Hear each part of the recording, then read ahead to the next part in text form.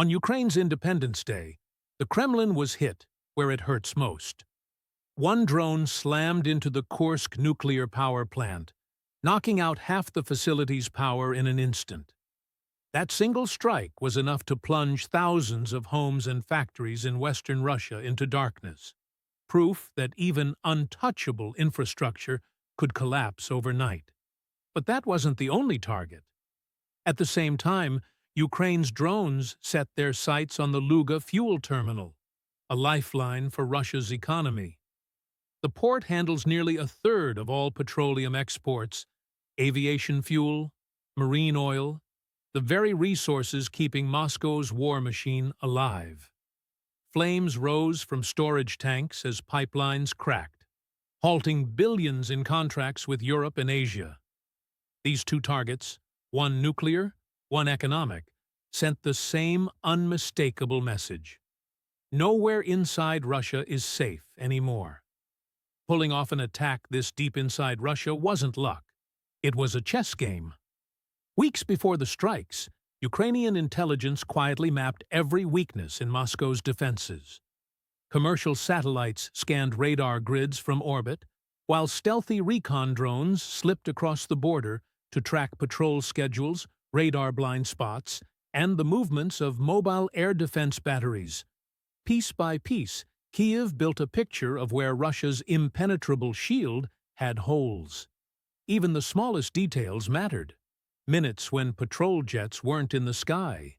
Gaps where ground radars overlapped poorly. That intelligence was fed back in real time to Ukrainian special forces, who adjusted the drones' flight paths on the fly.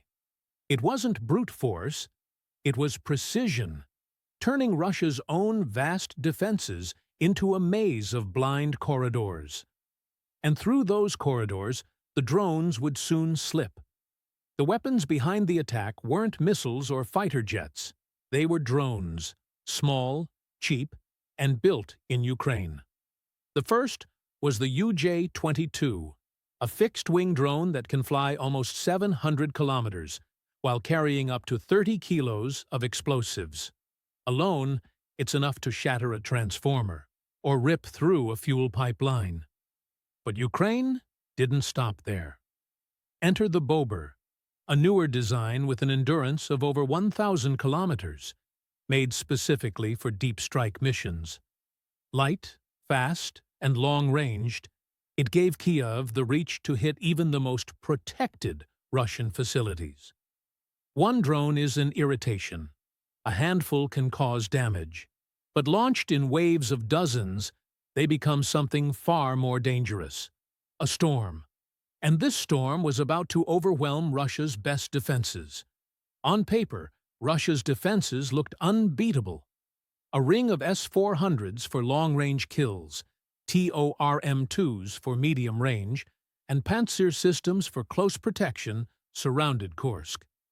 Moscow believed nothing could get through. But reality looked very different. Ukraine launched the drones in successive waves, each coming from different directions and altitudes.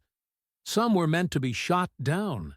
They acted as decoys, forcing radars to lock on and draining precious interceptor missiles. The rest slipped through the gaps. Russian operators suddenly faced chaos.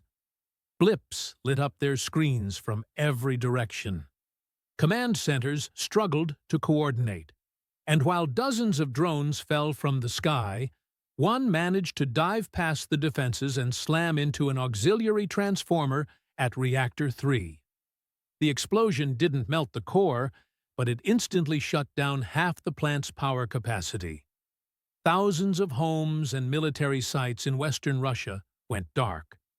For the first time, Moscow saw that even its strongest defenses could be outmatched by swarms of drones that cost a fraction of a single missile. And if one transformer could be destroyed, the question was obvious. What happens when the next wave aims for the reactor itself? While Kursk reeled from the blackout, another disaster was already unfolding hundreds of kilometers away. Ukraine's drones had reached the Luga fuel terminal, a port that pumps nearly a third of Russia's petroleum exports straight to Europe and Asia. Within minutes, the night sky over the Baltic Sea turned into a wall of fire. Storage tanks erupted. Pipelines cracked open. Thick columns of smoke rose so high they were seen for miles. Emergency crews rushed in, but they were fighting a losing battle. Every minute the flames spread meant more fuel lost, more systems crippled. The port's role as a supply hub for Russia's navy in the Baltic collapsed overnight. Warships waiting on aviation fuel and marine oil were suddenly stranded. And the damage went deeper than the surface. Underground pipelines and pumping. One strike shut down power. This one cut off Moscow's ability to keep its fleets and planes moving. And together, Kursk and Luga made one thing clear. Ukraine wasn't just attacking targets. It was dismantling the backbone of Russia's war effort. By the end of the night, it was clear these weren't just isolated hits. Kursk and Luga were part of a pattern, a new kind of war Ukraine is now waging. Instead of throwing soldiers into meat-grinder battles where Russia's manpower and armor dominate, Kiev is striking where Moscow is weakest: energy, logistics, and critical infrastructure. Nuclear plants, refineries, depots, export terminals, targets that can't be rebuilt quickly, and whose loss spreads shockwaves far beyond the battlefield. And the effect isn't only physical. Every drone strike chips away at Russia's sense of security. Civilians see blackouts and burning ports. Investors see contracts disrupted and shipments stalled. Even Moscow's generals are forced to admit that assets once considered untouchable can be destroyed by swarms of low-cost drones. The message is unmistakable. Ukraine has turned the battlefield inside out. The front lines are no longer just trenches and tanks. They now stretch hundreds of kilometers deep into Russia itself. But this new strategy also forces a question Moscow doesn't want to answer. If drones can already hit nuclear plants and export hubs, what's next? For Moscow, the strikes revealed a problem money can't easily fix. Its defenses were built to stop cruise missiles and fighter jets, high-speed, high-value threats. But Ukraine wasn't sending billion-dollar weapons.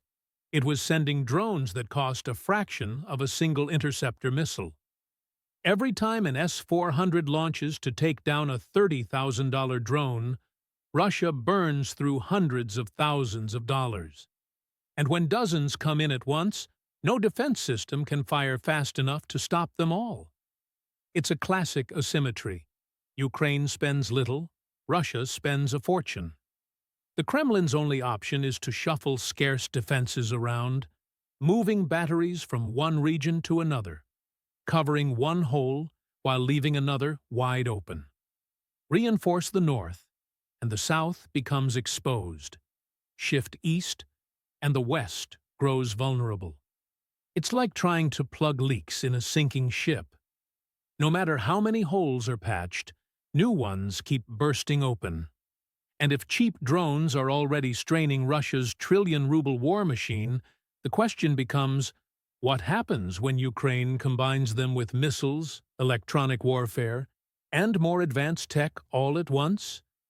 If this was just the beginning, the future looks even more unpredictable. Ukraine isn't only scaling up its drone fleet, it's also experimenting with longer ranges, smarter navigation, and combined strikes that mix drones, missiles, and electronic warfare all in one wave. That means the next attack won't just overwhelm defenses. It could blind them first, then smash through with swarms that hit multiple regions at the same time. For Russia, the nightmare isn't just losing fuel depots or factories. It's the creeping realization that no city, no matter how deep inside the country, is truly safe anymore. And here's the part no one in Moscow wants to admit. Every successful strike rewrites the rules of modern warfare. Ukraine is showing the world that billion-dollar arsenals can be humbled by weapons that cost less than a luxury car. Which leaves a chilling question hanging in the air. If drones can already reach nuclear plants and export hubs today, what targets might tomorrow's swarm be heading for?